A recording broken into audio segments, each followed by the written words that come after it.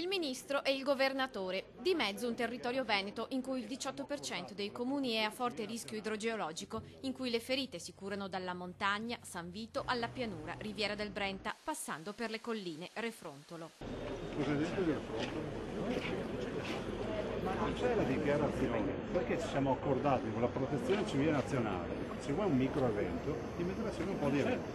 Ma non è una evento. Per adesso non c'è, no, ma non ci sarà mai la dichiarazione. Perché ho detto esattamente cosa. Il ministro, pronti 100 milioni, e il governatore, ne servono 3.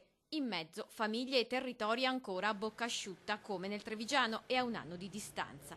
Ma non è che abbiamo fatto noi un errore. No, non c'è la dichiarazione. Ma non c'è la dichiarazione perché non ci sono i requisiti per poter fare questo. Ok, l'ho detto io. Ma perché quello è il problema? No, Refrontolo non aveva i requisiti per rientrare nella dichiarazione di stato d'emergenza, motivo per il quale il governo sta cercando altre soluzioni.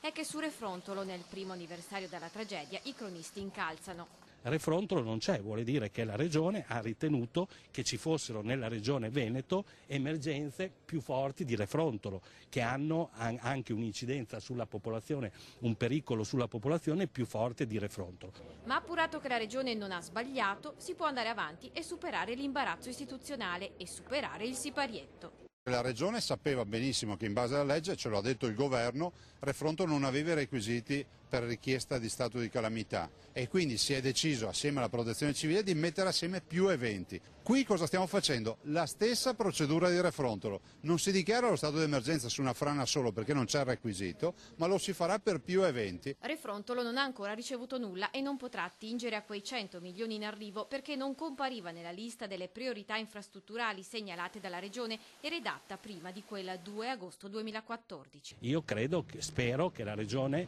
nel prossimo finanziamento ci presenti anche il Refrontolo. Dobbiamo andare verso la prevenzione. È l'unico strumento che abbiamo per poter tentare di arginare questo problema.